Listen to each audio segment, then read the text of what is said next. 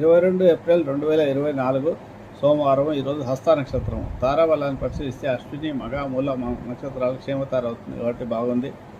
అలాగే భరణి, పూర్వాబలుని, పూర్వషాఢ నక్షత్రాలకు విపత్తార అవుతుంది కాబట్టి బాగాలేదు.